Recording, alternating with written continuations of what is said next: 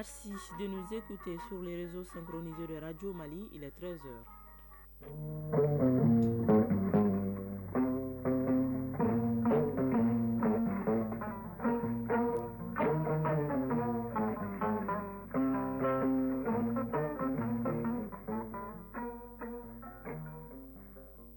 Le journal Barakissa Ouattara. Une bonne nouvelle pour le monde paysan. Les agriculteurs membres des interprofessions de toutes catégories peuvent désormais bénéficier de financement. C'est là à travers la toute nouvelle gamme de produits financiers de la BNDA dénommée l'offre Agriculture Prospère. Cette offre est financée à hauteur de 17 milliards de francs CFA par la République fédérale d'Allemagne. 14e et dernière réunion des membres du comité interministériel de gestion des crises et catastrophes. Ils se sont réunis hier pour faire le bilan de la saison depuis l'activation du mode crise du SECOGEC. L'on a enregistré 709 inondations, plus de 370 000 sinistrés et 92 morts. Coup de filet de la Direction générale du commerce, de la consommation et de la concurrence DGCC, elle a intercepté un important stock de médicaments impropres à la consommation dans une entreprise pharmaceutique de la place. Cette opération de saisie a permis de mettre la main sur un vaste lot de médicaments pharmaceutiques. En sport avec Isaac Tchenou, nous parlerons d'athlétisme mais aussi de basket Ligue Elite 16. En demi-finale, le Stade malien affronte aujourd'hui Kadji Sport Academy du Cameroun. Rendez-vous en fin d'édition avec Soumaïla Berthier dans la chronique du développement. Il y revient sur la dette publique. Voilà pour le sommaire, mesdames et messieurs, bonjour et bienvenue.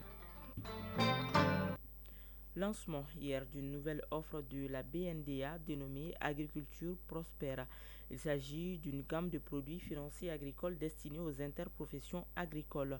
Une signature de contrat cadre a eu lieu entre 4 interprofessions agricoles et la BNDA. L'offre devra contribuer à améliorer la compétitivité et la durabilité des organisations agricoles et les petites entreprises rurales. Il est désormais possible pour les agriculteurs membres des interprofessions de toutes catégories confondues de bénéficier de financement à travers l'offre Agriculture Prospère. Bokari Koulibaly, reportage. Signature de contrat cadre entre la BNDA et les interprofessions des filières agricoles.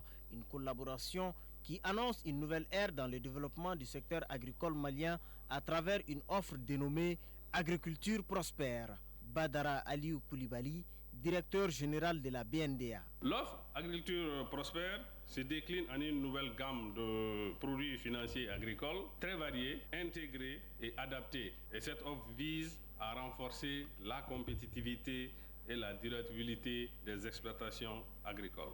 Bakary Doumbia, représentant des interprofessions agricoles. Ça nous permet aujourd'hui d'avoir notre propre souveraineté. Et il faut dire qu'aujourd'hui, ce travail n'est pas fait derrière nous.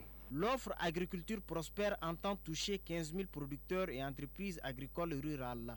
Elle est rendue possible grâce à l'accompagnement financier de la République fédérale d'Allemagne. Dietrich Paul, ambassadeur de la République d'Allemagne au Mali. L'offre Agriculture Prospère a été conçue et soutenue par la République fédérale d'Allemagne à travers la Banque allemande de développement KfW à hauteur de 17 milliards de francs CFA. En plus, la KfW offre également une assistance technique pour les services bancaires de masse et des financements durables. Cette première phase de signature du partenariat concerne 4 filières vivrières, à savoir les riz, le maïs, le blé et les cultures maraîchères. Un partenariat porteur d'espoir pour le monde rural, à en croire le ministre de l'Agriculture et son collègue de l'Industrie et du Commerce. Moussa Alassane Diallo, ministre de l'Industrie et du Commerce. Le secteur agricole, c'est à peu près 75% de nos populations. Donc le secteur agricole joue un rôle extrêmement important au développement économique et social de notre pays. Et c'est pourquoi la contribution de la BNDA pour assurer le financement de ce secteur est une innovation majeure pour apporter la stabilité, la durabilité, mais aussi assurer l'innovation au niveau du secteur agricole. Daniel Siméon Kelema, ministre de l'Agriculture. Ce partenariat, j'en suis sûr, va permettre de renforcer la compétitivité et la durabilité des organisations paysannes agricoles. Cela permettra également d'accroître leur productivité et leurs revenus, en particulier les femmes et les jeunes. Créée en 1981, la BNDA œuvre depuis cette date au développement du monde paysan. Cette offre qui est ainsi lancée témoigne l'engagement de l'institution financière à apporter des solutions adaptées aux besoins des producteurs agricoles et entreprises rurales. Près de 100 millions de francs CFA, c'est le coût de réalisation du premier Orange Digital Center à Ségou. Ce Digital Center est le fruit d'un partenariat entre l'Université de Ségou et Orange Mali. Il vise la formation, l'accompagnement et le financement des jeunes au métier du numérique. La cérémonie d'inauguration était présidée par le ministre de l'Enseignement supérieur et de la Recherche scientifique, Fousseni Samaki. Cet Orange Digital Center, premier du genre dans une région du Mali, est le fruit du partenariat entre l'Université de Ségou et Orange Mali. D'un coût de réalisation de près de 100 millions de francs CFA, ce Digital Center vise l'accompagnement des jeunes dans les domaines du numérique et de l'innovation technologique. Cela dans un monde où les nouvelles technologies sont indispensables pour l'entrepreneuriat et la promotion de l'employabilité. Dr Ezaï Daou, recteur de l'Université de Ségou. L'Université de Ségou s'engage en formant ses étudiants à des métiers, ouvrant la voie à la création d'entreprises et à leur auto-emploi. Voici là l'objectif visé par notre université en ouvrant Orange Digital Center Club. Abouakar Sadik Diop, directeur général de Orange Mali. En formant gratuitement les jeunes aux métiers d'avenir et en favorisant l'innovation, Orange Digital Center Club compte contribuer ainsi à créer une génération de professionnels et d'entrepreneurs prêts à relever les défis de demain. Et au ministre de l'Enseignement supérieur et de la Recherche scientifique d'apprécier ces partenariats privés-publics en matière d'insertion des futurs diplômés de l'Université de Ségou dans les milieux professionnels. Professeur Bourema Kansai. Ce centre est un lieu de partage, un lieu d'innovation, de production d'idées et un lieu de réalisation concrète de projets. Les métiers du numérique sont les métiers de l'avenir. Cette cérémonie d'inauguration a été aussi marquée par la présentation des activités d'Orange Digital Club de Bamako, créé il y a 3 ans, et la visite des installations de Orange Digital Club de l'Université de Ségou. Ségou Fousseni Samake et Bassi Traoré pour l'ORTM. De Ségou, rendons-nous à Koulikoro pour la mise en œuvre des objectifs de la politique nationale de la décentralisation. Le gouvernorat de Koulikoro a initié la première session ordinaire du comité régional d'orientation, de coordination et de suivi des actions de développement au titre de l'année 2024. La rencontre a réuni les différents acteurs du développement régional autour des thématiques telles que la dégradation des terres et la sécurité, entre autres. Cette session ordinaire du CROCSAD a été rendue possible grâce au soutien financier de l'agence belge Enabel. Adama Traoré. En initiant cette première session ordinaire du comité régional d'orientation, de coordination et de suivi des actions de développement CROCSAD de l'année 2024, le gouvernorat de la 10e région entend donner un coup d'accélérateur au développement régional. Un processus qui passe nécessairement par un cadre d'échange et de dialogue entre les différents acteurs de la chaîne de développement au niveau local. Mama Agassadou Aïdera, directeur des cabinets du gouverneur de Koulikoro. Le comité régional de coordination et de suivi des actions de développement a pour mission de promouvoir la synergie des actions de développement entre les différents intervenants dans la région ou les districts de Bamako. Il s'agit en somme d'un outil de communication entre les acteurs des mêmes niveaux de collectivités territoriales et entre les acteurs de niveaux de collectivités territoriales différents. Au cours de cette rencontre, les participants vont apporter leur contribution en vue d'améliorer les conditions de vie des populations concernées. Ousmane Keïta, préfet du cercle de Néguéla. Parce que c'est une session d'opportunité, d'information, et quand on est bien informé, en retour on peut bien informer ses administrés et aussi saisir des opportunités qui ressortent de l'information. Donc elle est la très bienvenue. Issa Yefia Kone, participant. En tant que membre du comité du CROCSAD, on est tous interpellés en ce qui concerne la problématique du développement. Le CROCSAD a pour mission de promouvoir la synergie des actions de développement autour de la région. Cette session ordinaire est une occasion qui devrait permettre d'aborder plusieurs thématiques, des thématiques relatives aux questions sécuritaires, en passant par les présentations des dossiers soumis à l'ANICT sur FINACT et la gestion des risques et catastrophes dans la région. La rencontre a été rendue possible grâce au soutien financier de l'agence belge Enabel à travers le projet portefeuille thématique Climat Sahel. Koulikoro, Adaman Traoré, Salif Maïga pour l'ORTM. Et ici à Bamako, les hommes de médias participent à une session d'information et de sensibilisation organisée par l'APDP, Autorité de protection des données à caractère personnel. Elle porte sur le thème les médias et la protection des données à caractère personnel. Une invite lors des écrits ou diffusions au respect des données personnelles. Fadema Keita.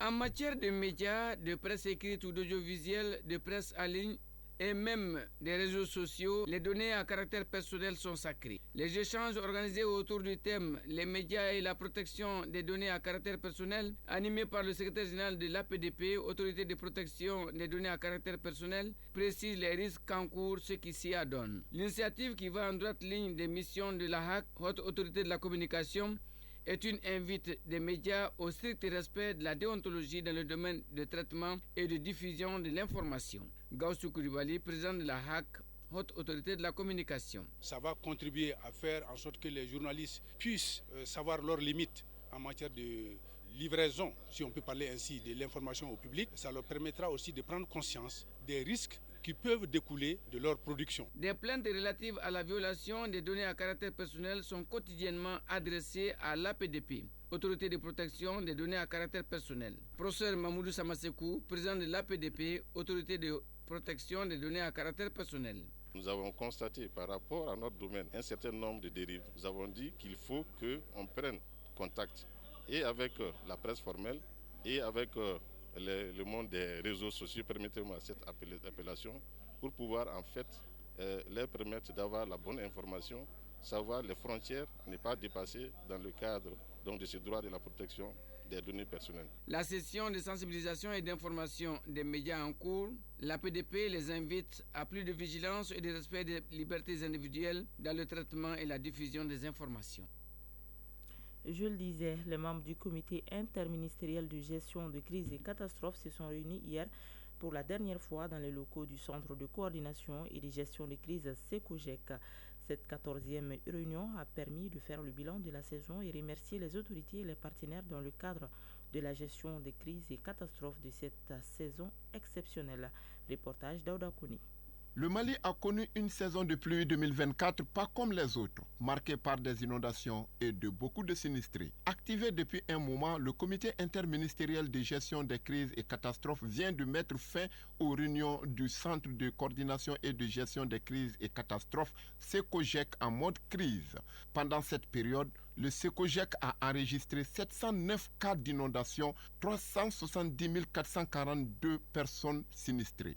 Malheureusement, 92 personnes ont perdu la vie. Colonel Moussa Bakayoko, chef de division des opérations de secours de la Direction générale de la protection civile. Ces données cette année, vraiment, ça a été un travail très technique. Donc vraiment, tout le monde a fait son mieux cette année à ce que vraiment cette crise-là soit cernée. Cette 14e réunion a été l'occasion de remercier les membres pour leur assiduité et les autorités pour les mesures prises. Colonel Issa Raoul Dabo, chef du Centre de coordination et de gestion des crises et catastrophes SECOGEC. Il s'agit ici de la mise en œuvre des dispositions pratiques existantes à travers le pays pour gérer et circonscrire une contingence d'envergure nationale et qui est d'envergure majeure.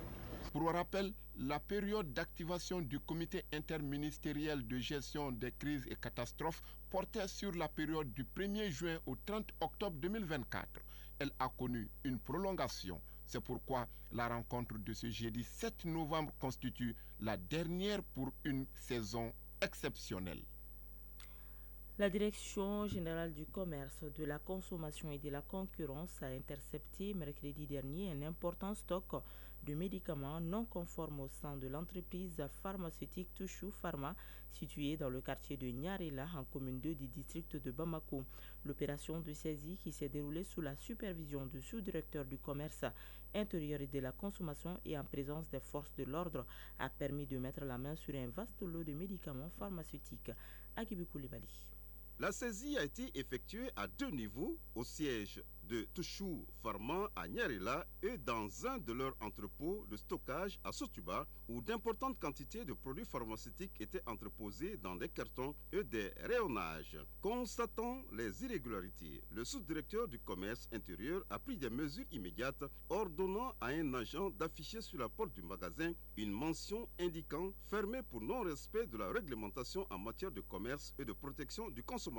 Diakaridia Dambélé, sous-directeur du commerce intérieur et de la consommation à la DGCC. Dans le cadre de la protection du consommateur et sur la base des renseignements, les enquêteurs de la Direction générale du commerce, de la consommation et de la concurrence ont pu mettre la main sur cet important lot de produits pharmaceutiques destinés à usage humain dont les dates ont expiré. Par rapport à de tels cas, nous demandons aux populations d'être beaucoup vigilantes par rapport aux produits qu'elles consomment. Ces produits vont faire l'objet d'une saisie provisoire et le dossier sera transmis à l'autorité compétente pour une saisie définitive pour la destruction des 10 produits qui sont périmés. Cette action de la Direction générale du commerce, de la consommation et de la concurrence s'inscrit dans une volonté de renforcer les contrôles pour protéger la santé des consommateurs et garantir le respect des normes en vigueur dans le secteur pharmaceutique.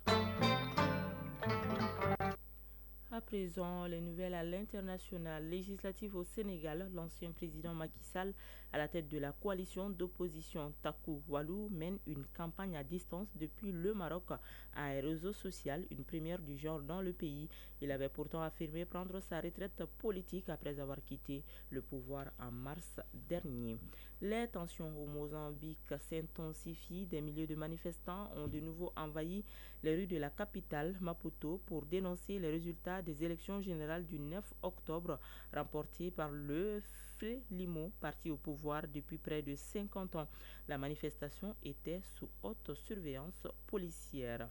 Hors du continent présidentiel aux USA, le président russe Vladimir Poutine a félicité Donald Trump pour son élection à la présidence. Poutine affirme sa volonté de coopérer avec le nouveau dirigeant pour rétablir les relations entre la Russie et les États-Unis, ainsi que pour avancer sur la résolution de la crise ukrainienne. Dans son allocution, il a également appelé les dirigeants occidentaux à accepter la transition vers un monde multipolaire où chaque nation pourrait affirmer sa souveraineté et coexister dans un cadre de respect mutuel. Mali Actualité, il est 13h passé des 17 minutes.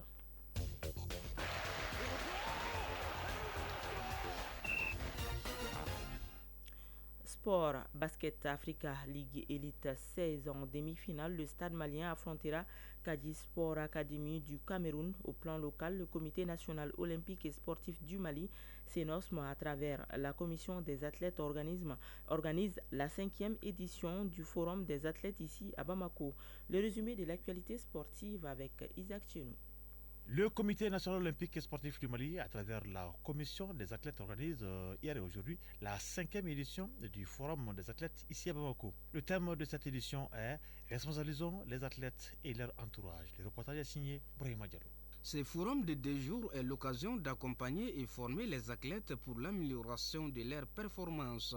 La formation, l'accompagnement et l'orientation sur la question alimentaire des athlètes, leur reconversion après carrière sont entre autres sujets qui sont au cœur de ces échanges. Le thème de cette année est « Responsabilisons les athlètes et leur entourage ». Djenebou Dante, commission des athlètes du Mali. Ils doivent s'occuper de leur développement et du développement de leur entourage aussi. Au finish, l'impact, c'est le développement du pays et que tout le monde bénéficie de leurs pratiques sportives. Le représentant du président du Comité national olympique et sportif du Mali, Tidjane Bédia Niambeli, a souligné l'importance du forum tout en exhortant les athlètes à représenter dignement le Mali. Vous êtes déjà responsabilisés par la prise de conscience que vous représentez un pays. Vous êtes les héritiers d'un grand pays et vous devez vous comporter conséquemment. Ces 2 jours de travaux seront l'occasion de renforcer les capacités pour ces différents participants. Basketball African League Elite 16, le Samalin de Bamako jouera les demi-finales de la compétition. Les Blancs de Bamako ont enchaîné avec une 3e victoire hier en dominant Mwanda Basket du Gabon 79-53. En demi-finale, le Samalin de Bamako affrontera Kadi Sport Academy du Cameroun.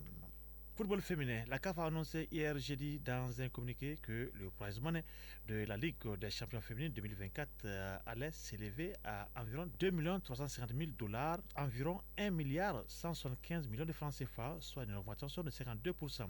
Ainsi, chacun des 8 clubs participants recevra au moins 75 millions de francs CFA.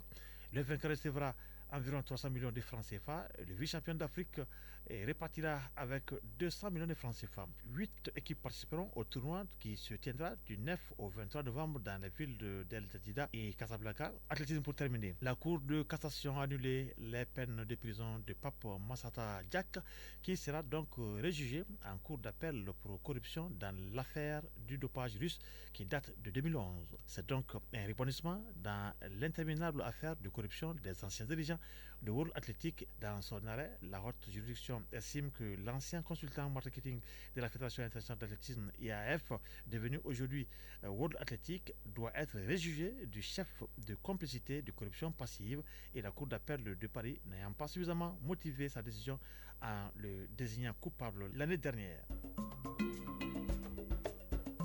Chronique du développement.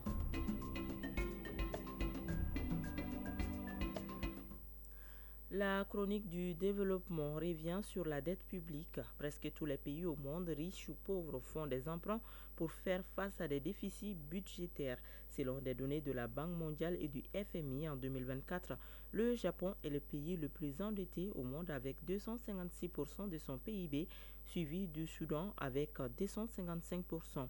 Suivons en rediffusion ce numéro de la chronique du développement avec Soumaïla Berti et Marc Dambeli.